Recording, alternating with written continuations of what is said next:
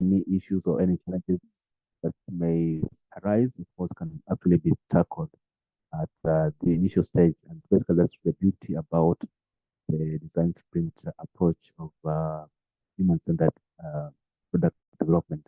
And then more than that, of course, since you are using more of a team, you find that it ensures that the design products are inclusive. That means you have actually incorporated different views from different clients or different clients' perspective. And since you also have identified your target markets, of course, done a thorough analysis to understand who they are, understand their demographics, maybe their age, and some of their pain points, it actually enables you to come up with a product that really addresses different needs of different populations within any target market. And that makes the product to be more inclusive. So you find that you cannot really go wrong whereby you have a product in the market and then you find that you're having some gaps when it comes to maybe addressing the issues for other class of clients. Then more than that, of course, is the ability to be able to keep on refining a product in an iterative process without really building the real product. So you find that you can come up with sketches as ways of presenting a prototype or sorry, coding, and then you can be able to present these sketches to the clients at this stage, and of course see how they feel about it, how they interact with it, and of course from that you can be able to learn some of their insights, what do they like, and so that you can now eventually incorporate that into your product development. So today we are going to move a step further by now trying to move from design stage to development stage. So you find that just like as we do in any other project that you would want to undertake, you find that it's always important that first of all, you analyze your situation, you try to understand what you want to do, and then you get down, you come up with some designs, and then from those designs now you implement what you want to do. So in the same thing again, we still need to look at our businesses in the same way. So and the most important thing that we must ensure that whatever we are doing is really well aligned with our target market, so that we can be able to grow our market share and be able to become multi-scale and even grow globally. So today we are going to see some of the strategies that you can actually employ to ensure that you develop a market fit product, okay, that will really go and hit the market as a startup, as well as also as an SME, as well as innovator. So these are just general concepts that you can actually apply in a specific situation. So when you talk about market fit product, we are looking at it's a whole process, looking at how first of all you start with an idea, you try to build the ideas, try to solidify the ideas, come up with a product, a minimum viable product, then test it, and then after that, then you can actually then try to introduce it to the market, and of course see how you can be able to develop it even further. So you find that as you develop this product, it also moves with the growth with your growth as a business. So because you find that for most of us are still startups, so the only thing that we have now is either we have an idea or we have what, a product, and it's actually the idea or the product that define the step or the stage in which we are as entrepreneurs. So when you still have an idea, of course, it's referred to as early stage. You find that you're still very risky because you have an idea, you're still looking for money, for resources, and how you can be able to build up this idea into a product and then introduce it to the market. So some of us have got products, but still maybe you're having some different challenges here and there. But we really want to make sure that we come up with a product that can really hit the market, of course, be able to, of course, create some ripple effect in the market, and then be able to increase our sales and also grow our business. So that could be our focus at this particular point. So you find that all these is basically part of the uh, uh, transformation that we really have to go at this particular point here. So for those of us who are still at early stage, of course, we are still at formation stage. So we want to actually come up with a business. So we are starting having an idea, trying to piece up everything together, and then see how we can be able to make it a product that's fit, and then take it to the market. For those who have already have a product or have said something, of course, we just want to validate our ideas to ensure that at least what we are doing is correct. And of course, it's actually aligned to what the market requires.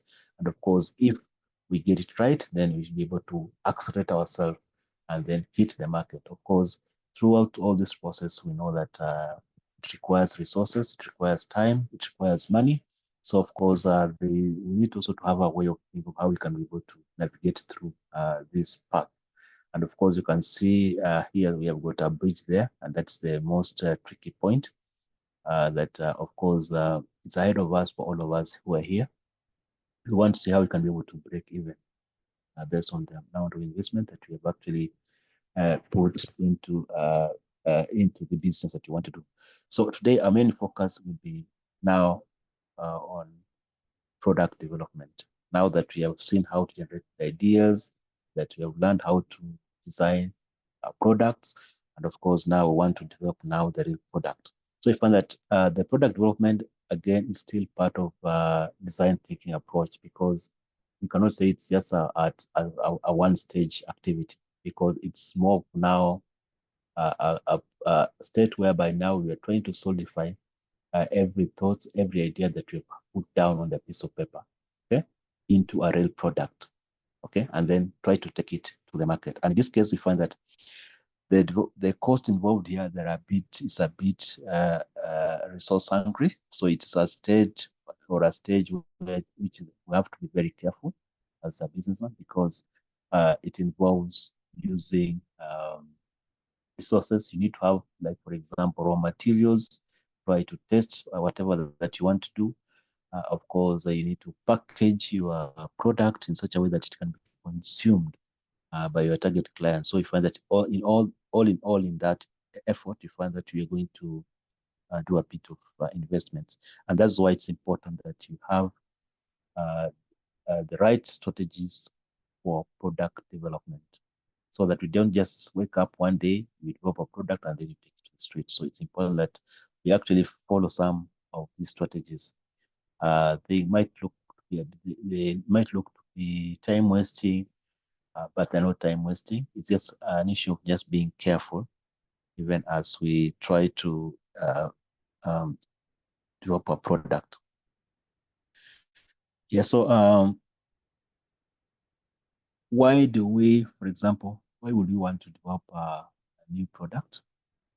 Of course, we'll have different reasons as to why we want to develop a new product. For some of us, we are still startups, so we have an idea, so we want to exploit that idea into some form of a business. Okay, so that is one way. One could be one of the motivating reasons as to why we want to develop a new product that we can be able to sell. Okay, to the market. We have seen that we have this innovation, we have this research that has shown this and this and this. We can be able to do this and this. So you want to introduce that innovation into the market, and that could be one of the reasons as to why we will do a product development. For some of us who have already have some products, or they have already done some sales, try to introduce their products, you find that maybe you'll want to improve your profitability of the same product, because maybe you have been selling the product, but it hasn't really been giving good returns. So you'll want to redo, okay, your product development, so that you ensure that it's well aligned to the market. Because one thing that we know about customers is that there's an issue about them being getting fulfilled by by perceiving that the product is really satisfying their needs, as well as also we have got also the purchasing power. Because at times you can have a product which is very good, really satisfies their need, but they cannot be able to afford it. So that one can also be a factor. So In that case, you need to think about how do I come up with a product that can be able to meet the market demands. Talk about the cost of production. You're talking about customers' needs. Maybe you also want to increase market share or overcome market stagnation. We talked about, for example, China. Like China, what they do is that they have got different classes of products, same product but different classes, so that and that enables them to capture their own market. So if you go in China, you can get high-end product. So that one still targets people who can be able to, they've got the capacity or have got high purchasing power, so they can go and buy those products. They also have middle class products targeting people who can be able to compromise some quality but need something good for their pocket. They also have fake products, okay? People who don't really value about quality, but they just want to have a product. Like basically what's happening here in Kenya, if you can see most businessmen, what they do is that they go in China, they buy they buy those fake things and then they come and try to sell to the market. Yeah, and you find that at the end of the day, you can hear people complaining about saying that maybe Chinese products are not good, but that's not the true. That's not the right the true scenario. It's just because they have for something for each and every market.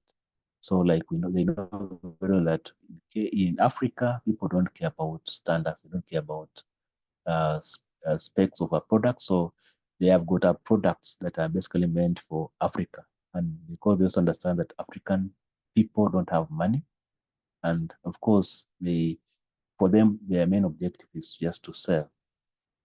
So apart from that, of course, we can also have develop a new product as a result of increasing the value addition to your clients. You really want to, for example, to solidify your client base by really ensuring that they get full satisfaction or become loyal customers to your products. So you can actually engage maybe your product in some form of research and design so that you keep on improving on some of the efficiency or efficacy of your product, whatever reason that you are trying to address it, so that you can add value to the clients. Then at the same time, it's also can also be a result of maybe wanting to uh, to reduce maybe risk. Maybe you really want to change the way you're doing business instead of doing a product that is solo. Maybe you want to diversify your products so that you've got different lines targeting different clienteles, or products that move one in hand, one on one, or with one another, so that when somebody buys this, then they also buy this, so that they go hand in hand. Uh, Maybe you have also identified that maybe the market again there's a gap, because that also needs to be addressed. So that could also be an issue about why you want to develop a new product. So there are many reasons that can actually motivate you to develop a new product. But at this stage where we are today, being startups, being SMEs, of course, our main challenge is to want to exploit the market uh, by using our ideas and our innovations or our products that we have in mind. So that's how we look at it. So ideally, how do you develop a new product? So there are many ways of which one can be able to come up with a new product into the market. But for our case here, we'll mainly look at two ways, given that most of us are still also at startup level. So one way is through acquisition, whereby being a startup, you can just go and buy a business, already made business with a patent and everything, or you can buy a patent solution and then you simply just buy it and then produce a product and then you take it to the market. Therefore, that one can be a very quick fix because it's something that has already been tested, something that you are guaranteed will work. But of course, there are also other risks involved with that. Of course, it requires capital. You must have enough capital to be able to do that. Or the other option, it could be just to start from scratch, like what most of us are doing right now. So you come up with an original product, and then you design, you develop, and also you brand it, and you grow with it. So basically, that's what most of us are doing. And of course, each one of these strategy has got its own advantages and disadvantages. But of course, the second strategy you find that of developing, it's cumbersome, it takes time, but of course you can be sure of what you want to do. It has got high chances of success so long as you follow the right processes, the right approaches, and right methodology. And of course, there is also a high possibility of getting high returns in the long run.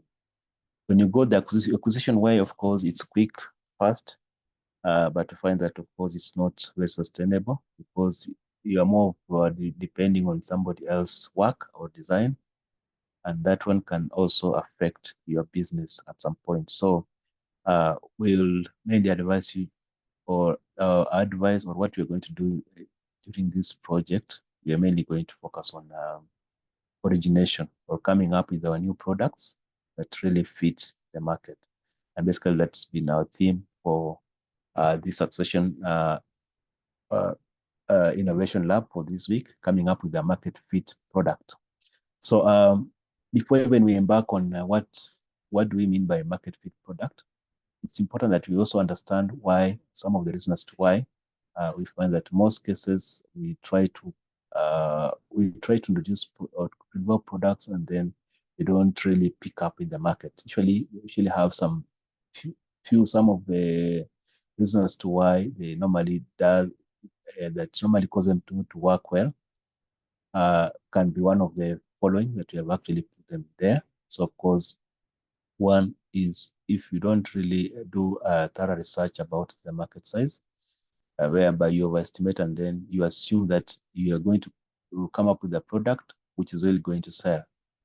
So if you have not really done enough research, you find that that one can result into your product not performing.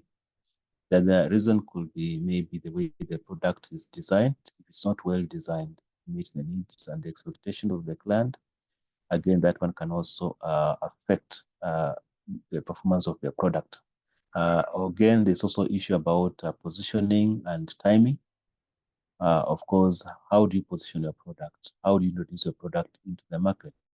What values? How does people feel when they associate with the product? That can also affect your product performance within the market. Of course, they've got issue to do with timing because we find that usually everything goes with seasons. They've got high seasons and low seasons. So it's usually advised that maybe the best time to introduce a new product is you introduce it during the high season when you feel that actually the products will move fast. Because at that particular time, we usually have high demand. And when there's high demand, of course, there is a possibility that more clients would find themselves using your product, okay? Before they use it, even before they come to know about it. And then as they use it, of course, they get used to it, and then they can become loyal to your product or to your business. Of course, then we have got other issues to do with their promotion, marketing, and of course, high cost of development as well as competition. That can also be other factors that can actually contribute towards lack of success of the product within the market.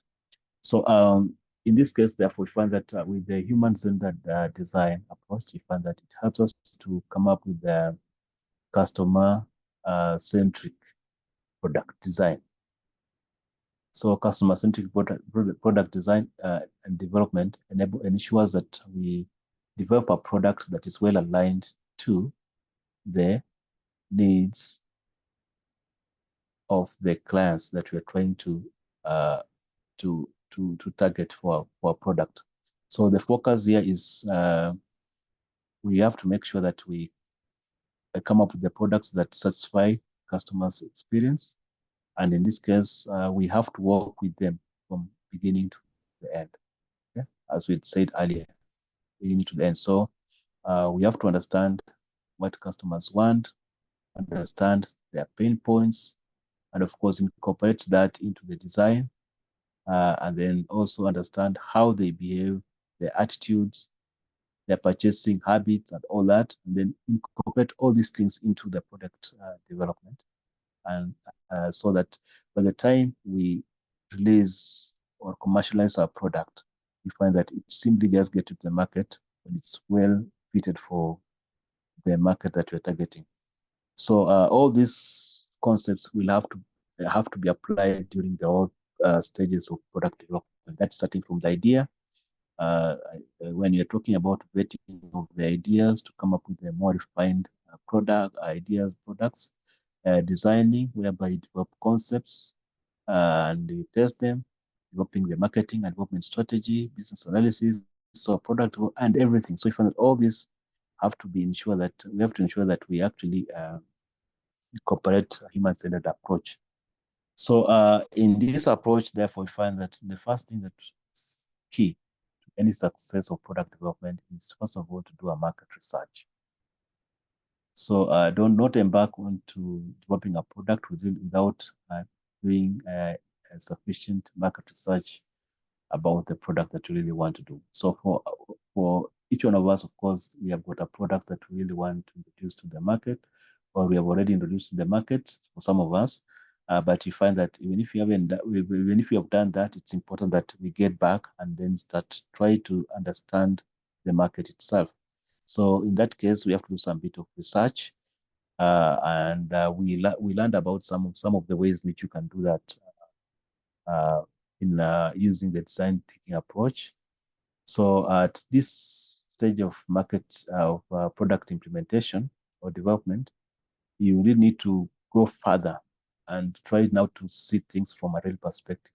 Okay, so you need to get onto the ground and to identify your really target markets. Okay, the people that you're really targeting.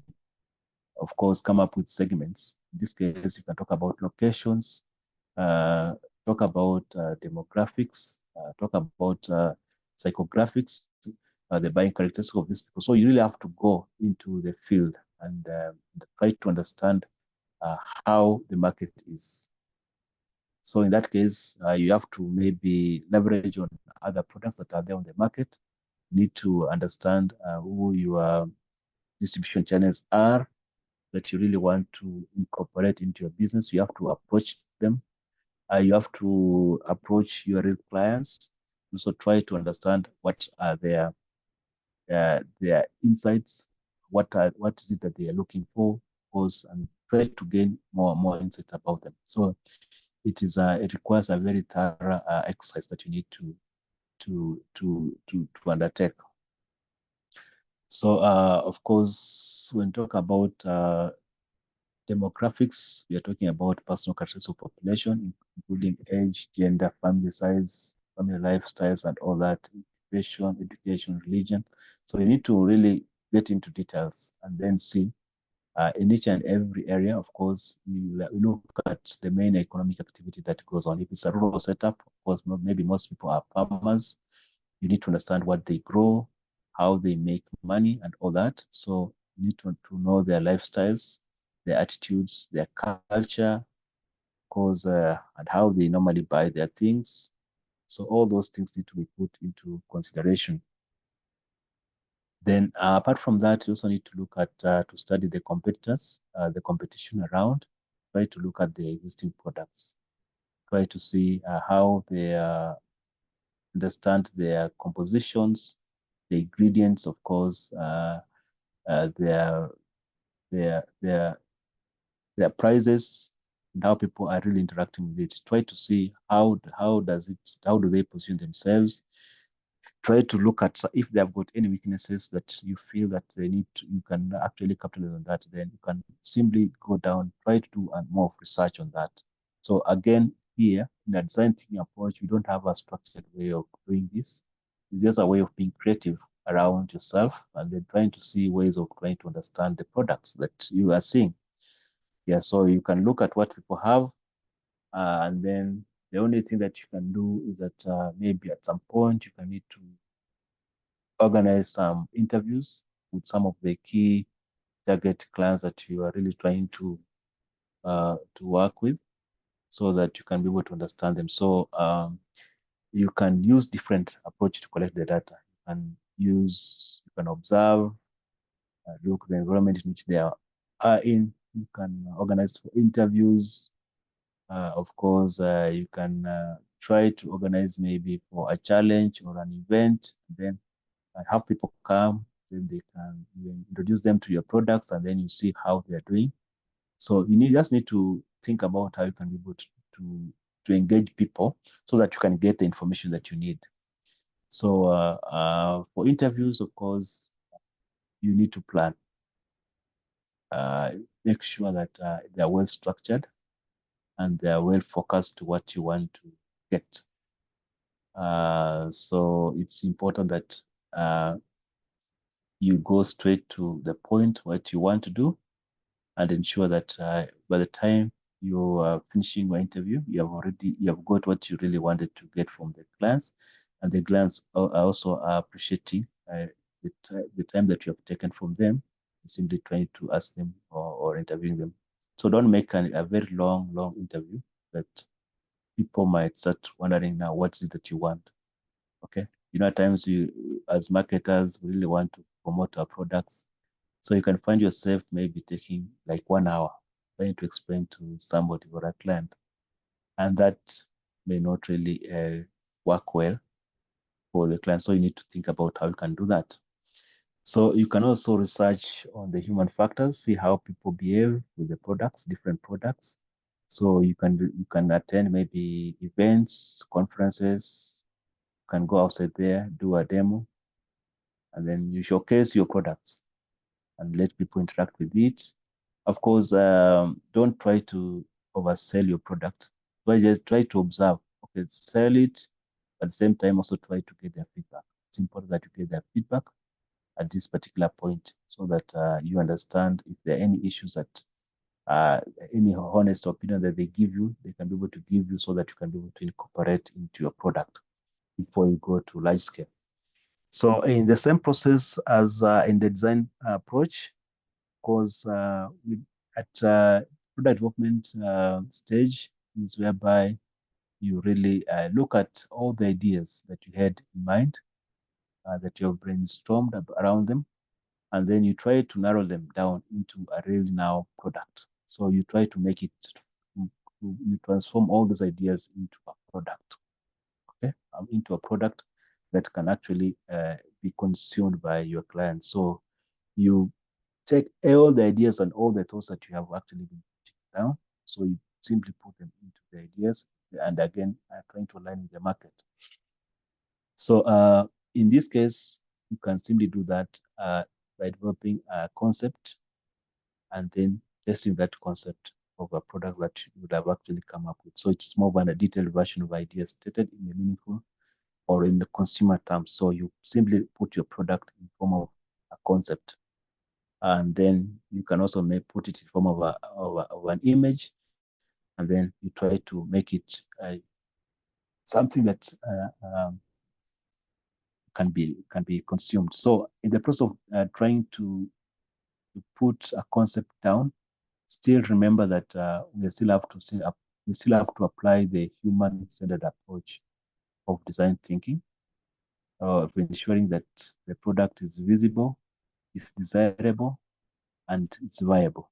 So those three things are very important. So as you try to put down your concept, try to see how they interconnect with the environment of the customer. That's how the customer will actually relate with the product. Try to fix all the dots to ensure that nothing is left out. And of course, when you do that, it will actually ensure that your product is really fit to the market. So if it's, for example, the leather person, you're trying to come up with a shoe concept. So of course, the concept can be built around men, maybe or male and female. Because you know that male and female have got different characteristics. So you need to build a concept of shoes. So like for men, of course, they want tough shoes that have got tight, the way the laces are made, okay, with tough grip and all that. So that could be a concept for men. For ladies, they like high-heeled shoes. You need to think about the colors and all that. So you need to, as you build the concept, make sure that they are well aligned to the specific targets that you really want to do. And then, of course, at this particular stage, you need to think about now building the products themselves. Geoffrey, last time we were talking, one of the challenge that you raised, you said that you didn't have machine.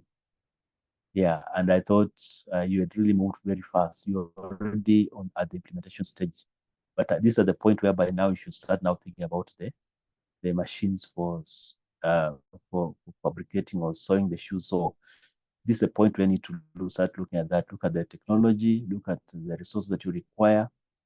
Of course, that will also help you to understand the the costings that you're going to do. So you need to manage all these processes at this particular point here. So it's more of a very, very agile way of developing a product. So, and how do you do that? You must ensure that you keep an open feedback loop with the users or the clients.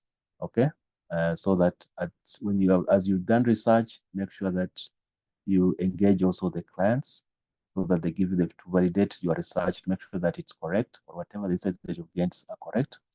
When you do your concept sketches, also ensure that you also share them with the potential clients. Okay, look at this. How does this shoe look like? Okay, you can come up with one design for the shoes, one that's sharp in front. Okay, yeah, you just draw a diagram or a model, and then you share with friends. Okay, you show them, look at this shoe. How does it look? Okay, you can use mock materials to come up with the same model of the shoes. Use the plastics. Okay, you don't have to use the leather itself because they say it's very expensive. You can just use molding materials, maybe masking tape, papers, and all that. You design the shoes. You show them, look, how does this look? So these are also different ways which you can come up with models, renderings of concepts for the product that you really want to do. So you also make sure that um, you you make sure that they interact with the clients so that they can give it to you. So as you do that, of course, you'll be gaining more insights, and then you can actually document all those designs using control diagrams or models. Some of us can use, maybe you've got computer-aided design graphic programs that you can actually use to document your products and how you feel the product should look like. So in the same process, you find that will ensure that the product really fits the market. So once you have done that process, taken through the trying to get insights, the designs and everything, the specifications of the product, then actually at this level that you can now try to come up with a mock product, okay, that you can now take to the market. So in this case, you can develop a technical product. It can be real or it can be a mock product. And then depending on the kind of products that you're dealing with, and then you can use it now to test the market to see whether it satisfies the market or not. So I've spoken so much. So unless anybody with a question.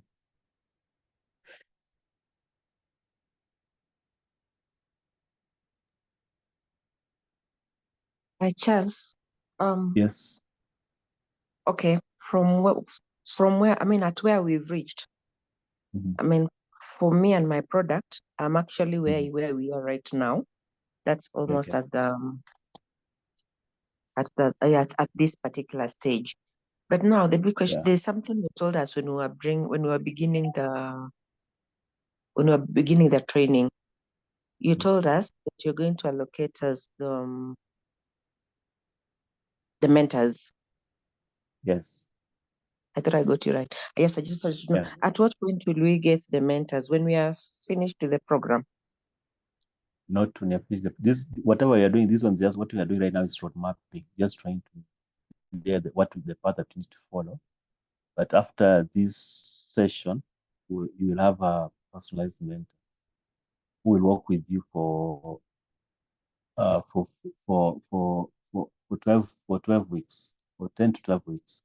So that one will be more of a specialized mentor, because what we're having right now, these are just it's a common class, and we cannot really address your specific challenges.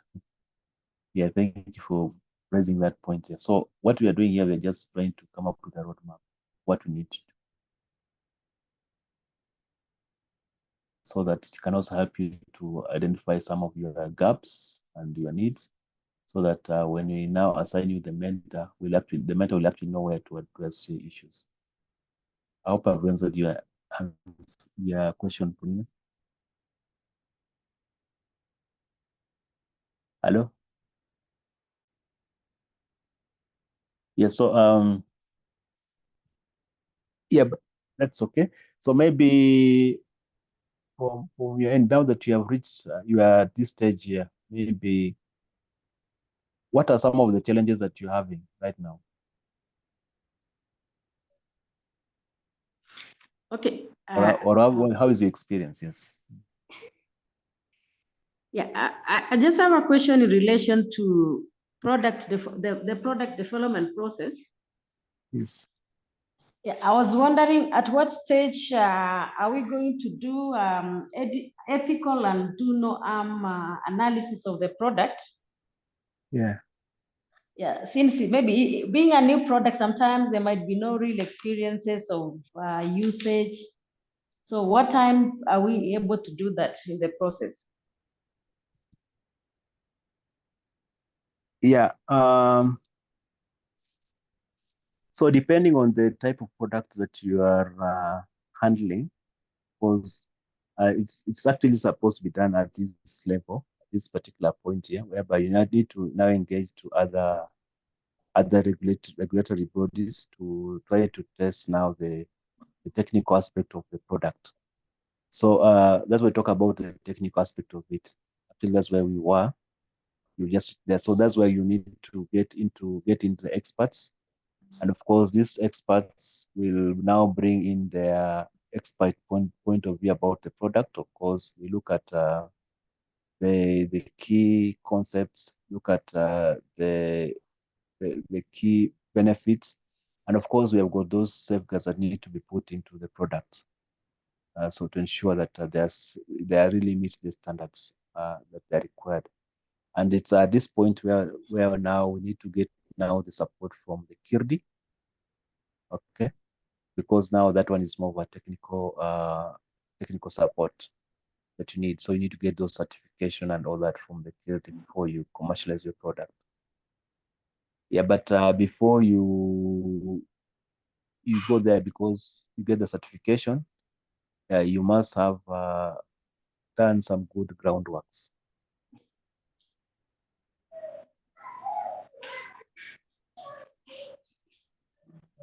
Yeah, so it's more of a very dynamic approach. So what needs to be done is that when you're doing the product development, you find that you also need to have those measures in place. Of course, you must start thinking about it also as you keep on doing the design. But of course, when you are doing the brainstorming and vetting of the ideas, of course, some of the factors that we expect you to have used to narrowing down the ideas are supposed to be governed by also the market size, the implementation cost, the cost of production, and of course, if they have got any adverse effects. Okay, so that's supposed to be one of the also factor, the risks that you also need to consider when you're trying to screen the ideas to implement.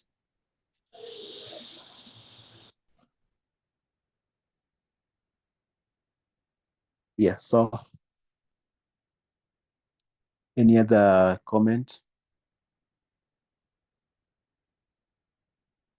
or feedback?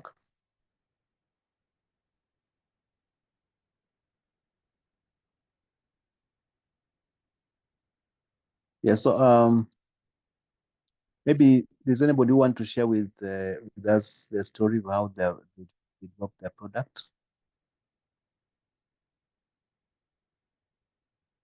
You can have maybe just one case study.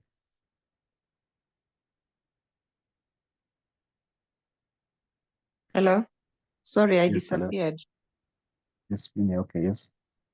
So I'm saying sorry. I'm in the village. So I understand the network just disappears here sometimes. Yes, I was Sorry, asking sorry. a question. Yeah, I was asking a sorry. question regarding the mentors that you said will be Yeah, allocated. At what point will we have the mentors? okay. Yeah, at the location for mentor is supposed to be after these road mapping sessions, where after this training session that we're having. So these Okay. training sessions are supposed to give us insights on about what we need to do, because you now understand what you need to do for your business. And Okay. now based on that, it will be easy for you to identify your needs, so Okay. that when you are matching them, we do mentor matching, you'll be able to get you a mentor that will really match their needs, because you will also be able to, will assist us also to identify the areas that you need to be supported more, that Okay. the mentorship program can be more personalized. Yeah. Okay. Thank you. Yeah. And then I came in while you were asking about the business case study. Yes. For Maybe. instance, like I said Yeah. mine is a mental health case, and Yeah. so far it has already had those segments you're talking about, because Mhm. from where we are seated, the institution has already had its formation because it's already registered. It's worked towards all the identified the trainers, Mhm. identified the because initially it was an on-running business, but running mentorship or trainings for students. Now we're grading from the students to the corporates. So at the Mhm. corporate level, we've gotten almost all the certificates that are needed. Those are like now developing the programs. I mean, the product, the way you say that about developing of product development, we've already done.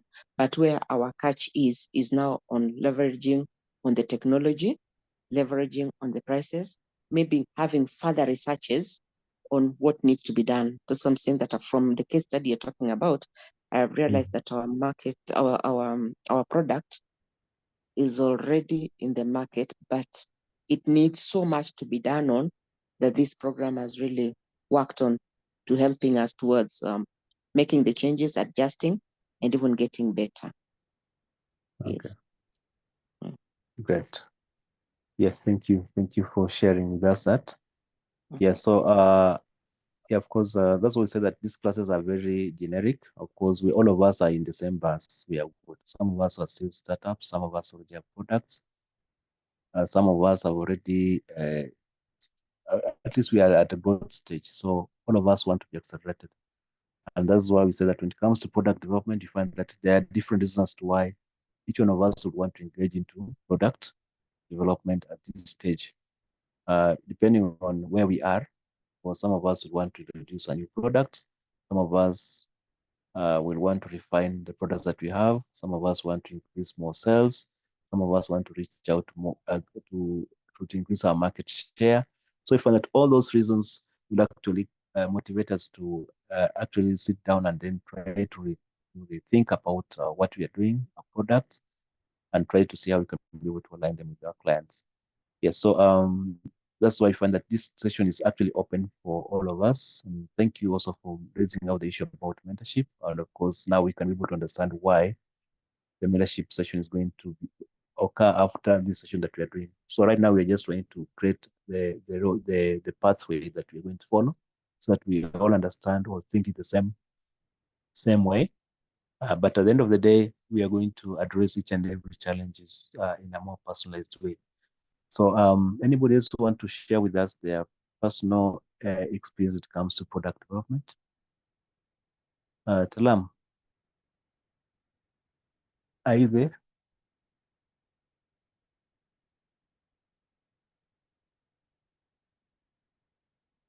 Yes, I'm here. Yes, please. Can you share with us maybe your own personal experience about what, okay, your business and your product that you are trying to that you're offering to your clients?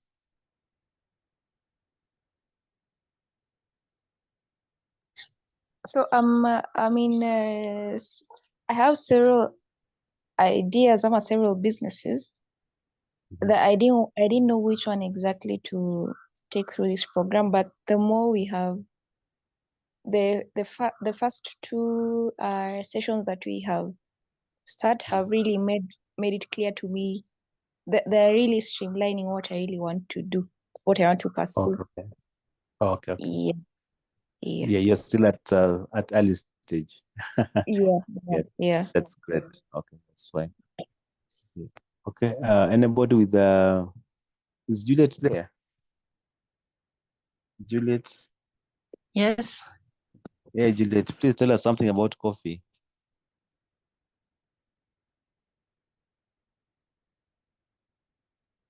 Okay, I didn't get your question, right? Yeah, okay. We're saying we're just trying to share our own experience when it comes to product development. Because I want to believe that you are at a good stage. You already have products you would try to test it in the market. Is Yeah. that all right? Yeah, Yes. so wanted just you to share with us your personal experience about your product, how you developed your product, and how you developed your product, and basically how you are managing the same product development even today. Okay. Okay. Oh, my name is Juliet. So, I was studying on coffee. So there is this time I went to school, and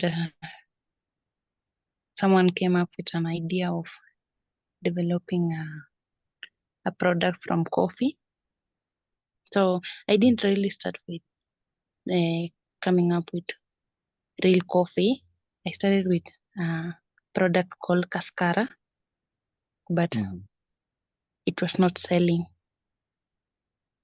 So I opted for coming up with a coffee, roasted coffee. I started with selling the unroasted coffee to dealers. Then I started roasting the coffee, but I started with roasting one type of profile. Okay, in coffee there is different profiles. So I started with the medium roast, but I saw my market was not okay. They were not pleased with the medium roast. Then I roasted the other many profiles. Yeah. Okay. Yeah, that's interesting. Yeah, so it's good that at least you have really tried to come up with different flavors of coffee. You're just trying to test whether it's acceptable in the market or not. I think that's what you've been doing. So maybe did you ever sit down and then try before you did come up with the flavor of the coffee that you wanted to? Did you ever do any initial market research about the flavor, or you just did it because you felt that you wanted to sell the coffee to the customers? Yeah, I did with my chama, my mother's Uh-huh. ma members. So Uh-huh. I took the coffee to them, and I brewed the coffee, and they were like, "Apana, hii ni kali." So I did the other profiles, roasted. Then they liked the coffee. So Okay. yeah. Wow. So it was more of you trying to introduce the product to them. Yes, but they were not my target customers. Okay. So Yeah. you wanted to use them as okay, just Yeah. for learnings. Yes. That is good. Yeah. Okay. Yeah, that's okay. At least now we can be able to see the importance of a human-centered design approach, because of course you see, like in her case, she had to use other other other people to test her products who are not necessarily her main targets. And of course, you can see what it tells. That means that, of course, the kind of feedback that she got may not really reflect what her target customers really give, because there could be some different of mismatch, maybe talk about different lifestyles and all that. Yeah, but when you take a human-centered approach, you find that it actually pushes you or confines you to do the real test with what? The real target clients. So if, for instance, you're talking about students, it will actually force you to go and work with students so that you can simply test your product and see whether it works or not. So basically, that's the difference between now the human-centered approach and the conventional way of doing things. So traditionally, that's how things have been done. Because from time immemorial, you sit down as an innovator, you come up with an idea, you try to take it to the market, you try to convince people to take it. Okay, you do a lot of marketing campaign to make sure them to so that they can buy the product. But in this case, in human-centered design, the approach is a bit different. You go to the clients, try to understand them, try to see what do they need, because look at their habits so that you instead of you developing a product and then take it to them, you first understand them and then you give them what they just need so that you don't need to do much effort to try to convince them to take up your product. Yeah, that's okay. That's some of the that's now the difference between the two approaches, and I like that because it also helps us to learn about different approaches. And you can actually see from her case, she has actually narrated how she's tried different flavors, flavor one, flavor two, flavor three. And of course, all that involves time and money. And you can imagine she's talking about a real-made product. So you can imagine if she was meant to register maybe different standards for each and every product, that could have also costed her much more money. But depending on the way she took it or the approach that she took, of course, she must have known how to play about with the finances so that she doesn't overinvest into a product which doesn't sell. Yeah, so those are just some of the strategies that one needs to apply when it comes to product development. Yeah, anybody else who want to share with us maybe the case, her case, or his case that you feel maybe can really add, bring in some more insights to this? Hi, Maureen. How are you, Maureen?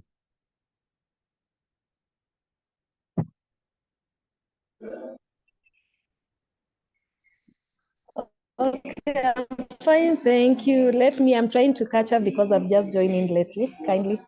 Oh, okay, sawa. Thank you. You feel welcome. Yeah, Betty.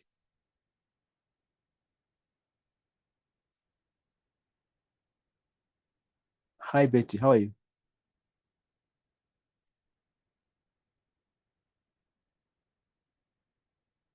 Okay, so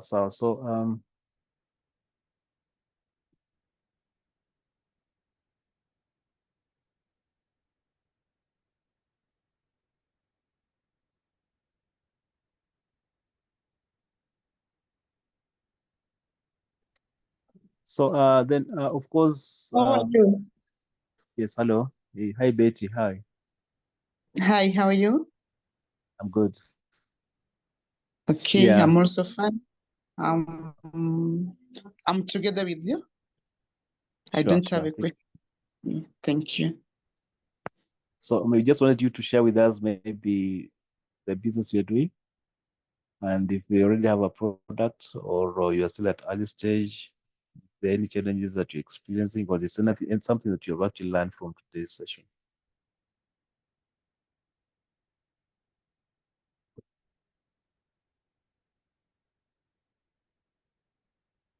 Hi, Betty.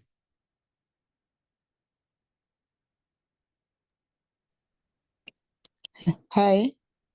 Yeah. Okay, first I am in a general supplies. Okay. I do supplies of different products, Mhm. electronics, farm produce, everything, including office equipment, ICT, telecommunication. Even cleaning detergents, just general supplies. Mhm. And I've been in business, but swinging up and down, not very stable. So in that area, I would really request maybe just some assistance. But for today, I learned about the financial bit of it, and also my takeaway is just waiting for you to maybe the mentorship part will really assist. Otherwise, I appreciate the lesson. Thank you very much. Yeah, thank you so much. Yeah. Okay, so Santi. Yeah, I hope. Yeah, but of course, we talk about products. Of course, you're mainly in supply business. So of course, you can also start thinking about some of the products that you feel they move fast, and we've got others that don't move fast.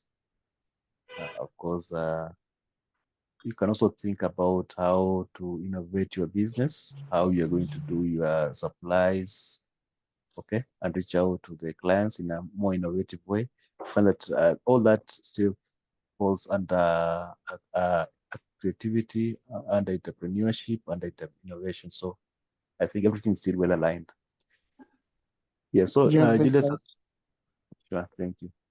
So Juliet has just told us that she really has tried to test different flavors of coffee, and of course, we find that when we talk about tests, we find that different people have got different tests, and we find that being human beings, it's very hard for you to control their test. So as an innovator or as an entrepreneur, it's for us to adjust to their tests so that we ensure that we diversify, okay, our products so that we can meet different tests of different people, okay, so that we can also remain relevant to the market. So I think even your approach of coming up with different ways of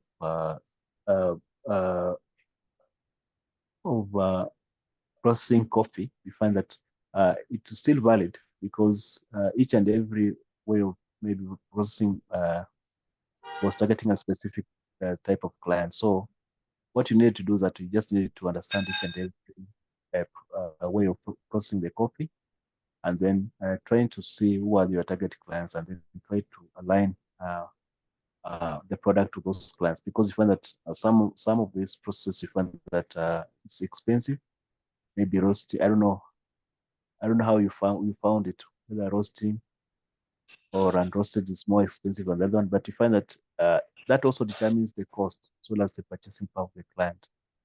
So you're supposed to come up with different prototypes, okay, for the products or the coffee, and then try to test it with different clients that you are targeting. And of course, at this particular point here, you are supposed to employ the expertise to support you on how to develop the product so that it's well refined and meet the taste of the client, so that when you also present to the clients, they don't really resist because of the way it has been made. Okay.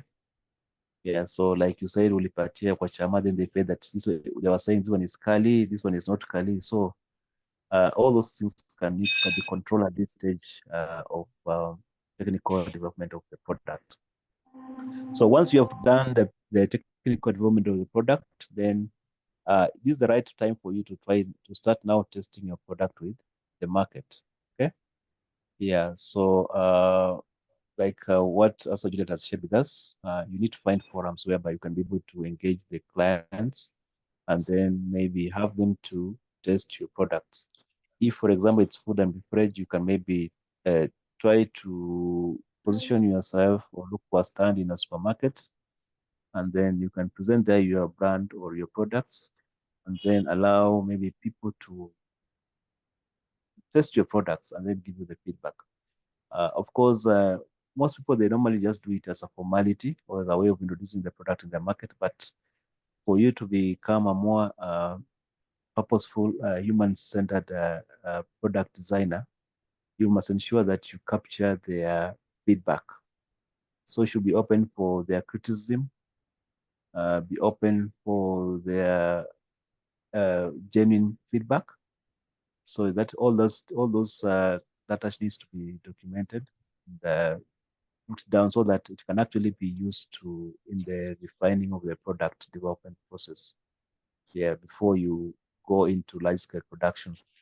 So you can also test try to reduce the product to see whether it can actually it fits into the budget of your clients. Of course, into the marketing settings, you can try to put it at different pricings, and then try to see whether people are able to buy it. Maybe you can have a reduction offer price, and then try also to test and see whether people are able to buy the product by simply aligning to the other products that are available in the supermarket. So you can actually come up with different ways of testing your products. And you find that this is very, very important because it also helps you to solidify your thoughts on your products before you get into large scale production. So you can test and see maybe the way the product appears, the way maybe people interact with the product. Of course, if it's something that needs to be put on the shelves, you will want to compare how your brand will also be able to present on the shelves, how it will appear. So all those things need to be taken into consideration. So you need to think widely, think about the way the product presents itself to the clients, think about what the client would really want to see. Okay, what is that the client want to see? Okay, what is it that will actually make a client to love your product and to feel like they want to be associated with their product? So those are some of the things that you need to put into the design or into the product development, so that by the time you are testing the market, you ensure that also you capture all those aspects of a product before it gets to the market. So then once you've done that and you have satisfied with the product, of course, then you can now start thinking of how you are going to introduce your product within the market. In that case, that's commercialization. How you're going to launch it, how you're going to produce it in full scale. Of course, you can start now coming up with those details. So you find that this commercialization is really the last stage. You find that in most cases, for most people or most innovators or entrepreneurs, they normally take it to be a stage number one. That's usually the reason as to why you find that we end up in an endless loop whereby you're coming up with a product, you take it to the market, it doesn't pick up, you go back to the drawing board. So you find that you can do that, come up with a different product, you do the same, you get the same results. So, but if you follow this human-centered approach, you find that it can actually save you a lot of energy, a lot of resources by simply getting into a loop that really doesn't pick up. So therefore, we just want to think that even for all of you who are still starting, those at a dear stage, you need to come up with a roadmap of how you're going to develop your product. Okay, so you need to think about how the kind of resource that you need to do a market research. Of course, you have to start small and grow big. So if you are still a startup or an SME at the ideal stage, some of these things you can start working on them just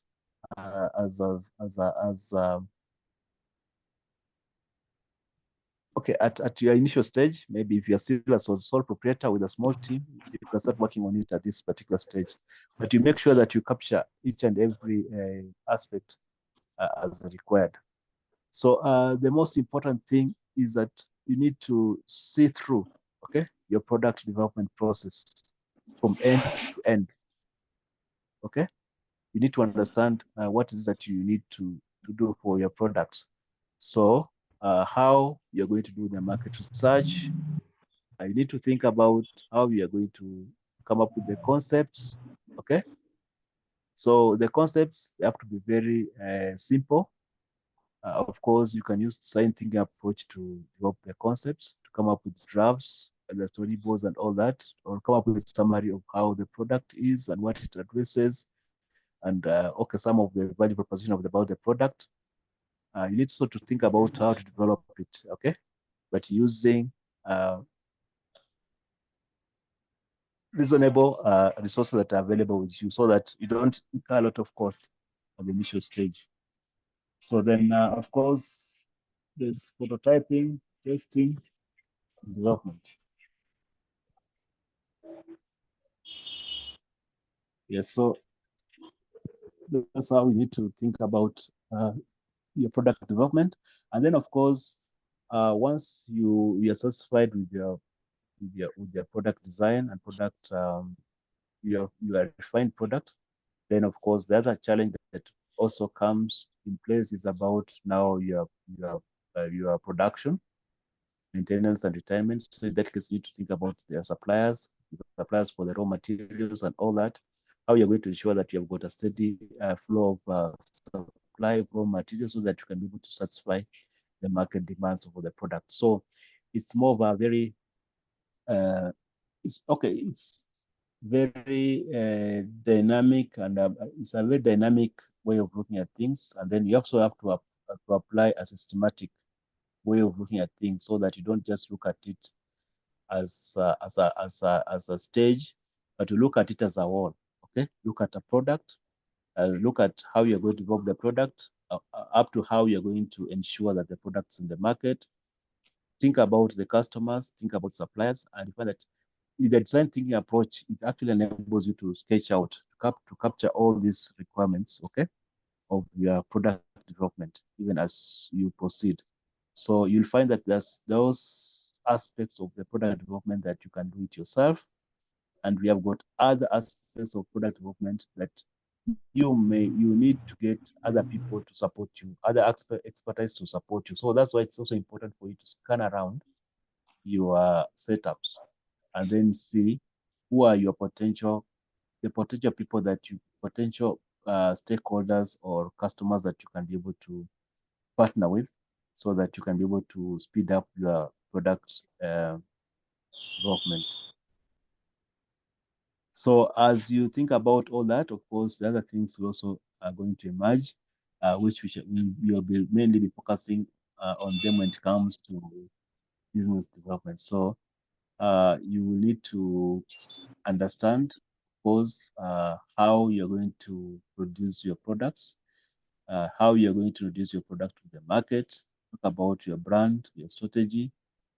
You're also going to think about how you're going to ensure that your products that you have actually produced, they actually bring value, that is through sales, how you're going to sell them, the distribution channels, how you're going to manage the performance for the sales, as well as also how you're going to ensure that the product is well maintained. So that means that you're going to have a more of a versatile research and design system, so that we'll be able to keep on getting feedback from the clients and ensure that the product is always up to date.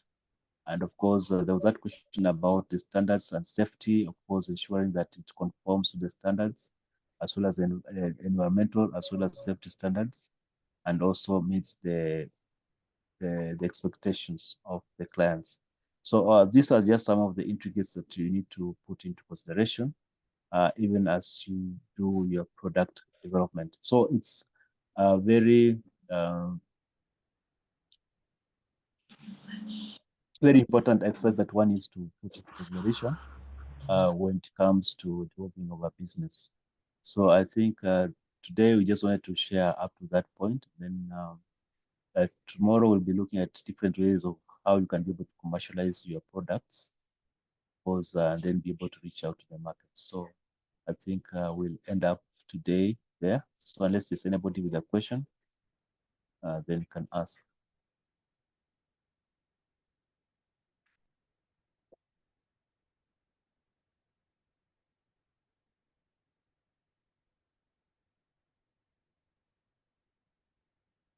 Okay, seems there's no question. So there was a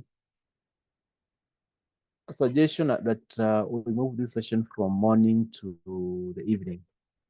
I think it was shared in the WhatsApp group. So I wanted just to get to maybe also to agree with you during this session for those who are here, so that you can see, we can agree that maybe as from tomorrow, you can look for a time that is convenient to most of us, because there is a number of us who have not been able to attend these sessions because of the timing.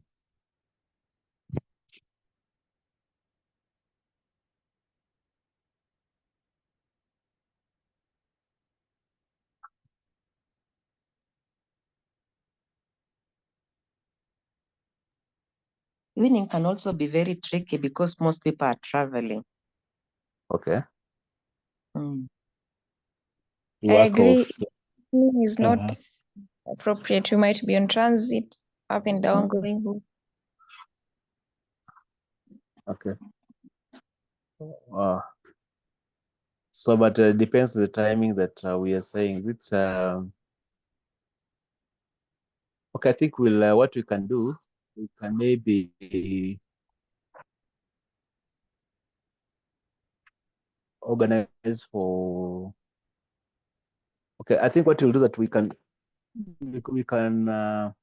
let those who prefer. We can actually do that. We can just vote that in in our WhatsApp group, so that we can see for those who want us to continue with the morning session, can just write, post into the WhatsApp group and then say morning, morning, morning, morning, morning.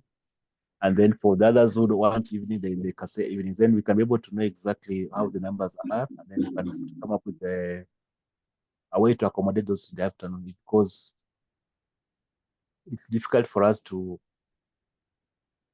to, to Or can we balance? Can we have some days in the morning, 2 days in the morning, 2 days in the afternoon, 2 days in... Okay, yeah, this is another good suggestion. How do you say about that? How long is the program taking? Maybe from there we can also know for how long we are going to do this and how to balance. How long is the program taking? Yeah, the road mapping, the one that we are doing is like 2 weeks, and then after that we'll be having, now the mentorship will be more personalized. So you can always agree with your mentor at what time you want to have the session. Because if the roadmap is 2 weeks, we are almost through with the first week. Yes. So that means even those ones who are going to join will only have another 1 week. Anyway, let's vote and see, because the consistency would have really helped. Okay. But if most people will want in the evening, we'll try and balance. But I know evening can be very tricky. You're either coming from work, you're going to work, you're doing other programs. And this one, like, we had really set our minds and known that every this time to this time. So you see, adjusting again very fast to go to another time means we have to forego all the things we had really put aside. Okay. Yeah. Okay. We're just saying that because we also have some of us who have not been able to attend any session, and the reason they're giving is because of the time. So we're just trying to see how we can be able to accommodate them into the program. So I think let's use the WhatsApp group to check how many people want to come in the afternoon, and then if we have got a substantial number, then we can be able to maybe adjust our time. Hi, Jessica, I can see your hand is up. Oh, hi, Charles. Hi. I also yesterday some of them had suggested a bit of number, had suggested between 7 to 9. I think I joined you after Mesa suggested, so you could see the messages. Yeah.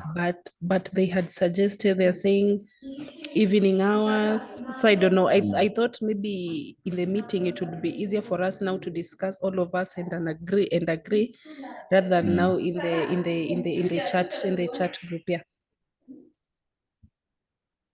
Is it 7 to 9 in the morning? No. Some of them actually, some of them are saying in the evening. So I don't know if that will work. I don't think so. It will work. But I think it's best we just agree with the ones that we have here, and then we can inform the others, because now some of them are not joining. So I don't know how we'll communicate. It will be better if we just agree right now and then, yeah. Okay. Yes. So how many would prefer in the afternoon? Maybe for those who are here.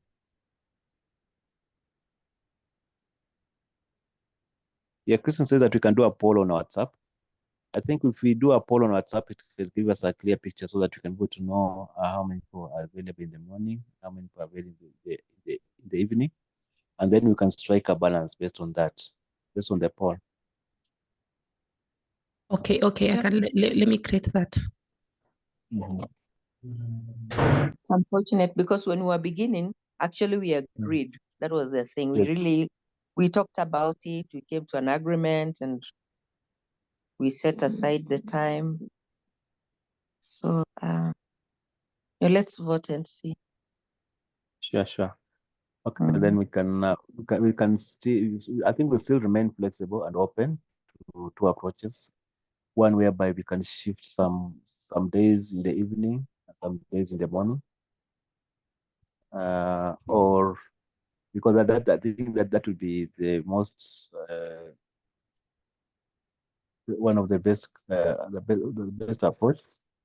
Or if we feel that there is other reason as to why we need to shift the whole session from morning to the evening, which I think it will require us also to get sufficient reason as to why we need to do it. Then we can do it. Hi, Jessica, please. Hi. Okay. So I think let's do the poll thing, because the participants that are here actually are the ones who have been consistent ever since we started. Yes, The others, yes. You sent a reminder, you call, but you say there's no attendance. So maybe we do the poll and then we can just go with the ones that will flow, because we even agreed the 9 to 11 before we started, but now it's hard to get response from others. But we'll do the poll thing and then we'll just go with the ones that are okay. Yeah, thank you, Jessica. Yeah, so let's do the poll thing and then maybe we shall chat in the WhatsApp, okay? And agree on we shall decide the way forward to the WhatsApp group. Or you want to do it now, Jessica? I think Juliet said I think WhatsApp is okay if it's okay with them, of course. Maybe Perina can say, or someone, Christine, Maureen, maybe a suggestion so that we can WhatsApp. Okay.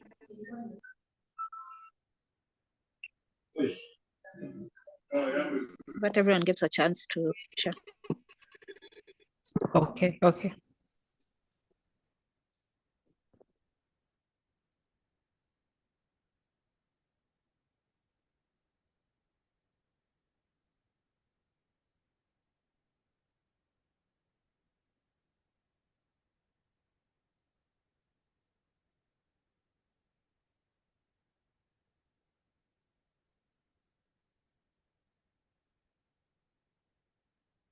So you've shared the poll.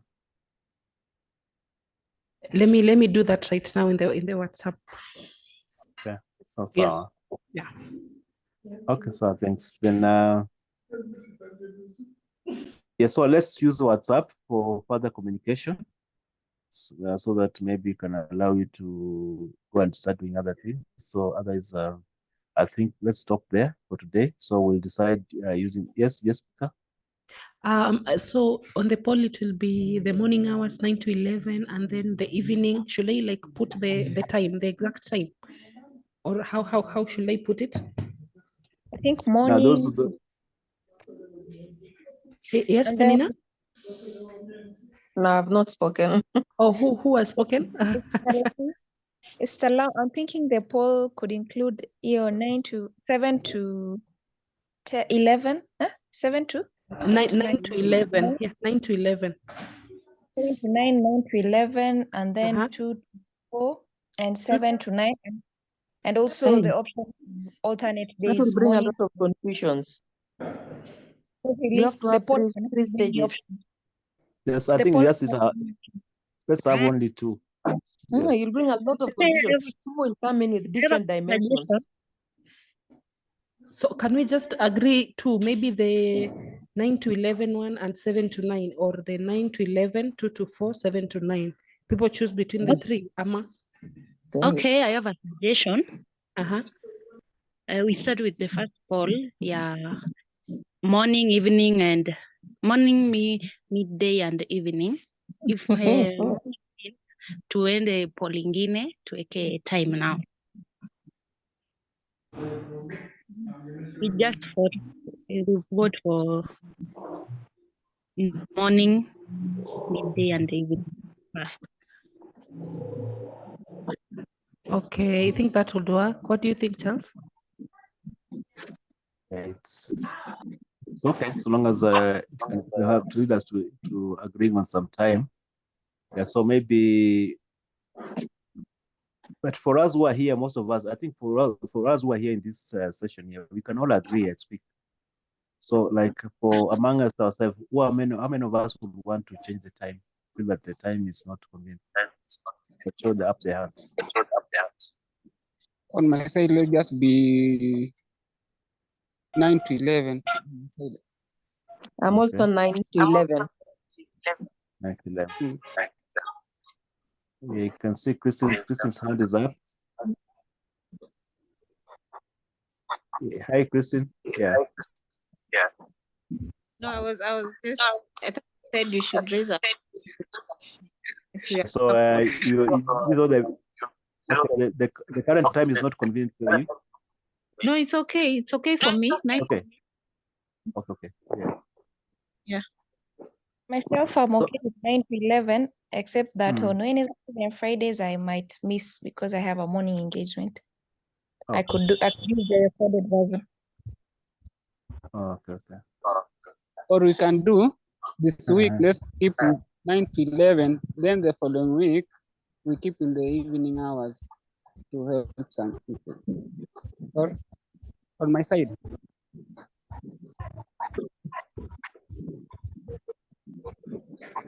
Hello?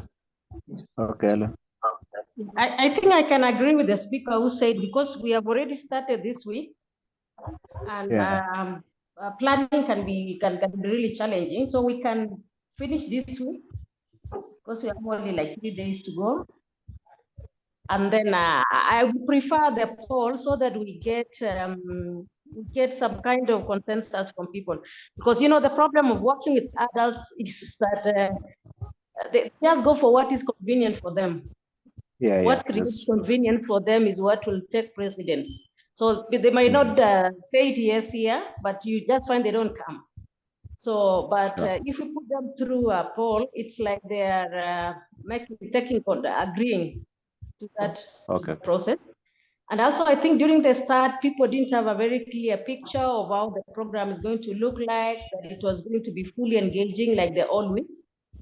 And we are the sole, almost the leaders in our organizations or at homes.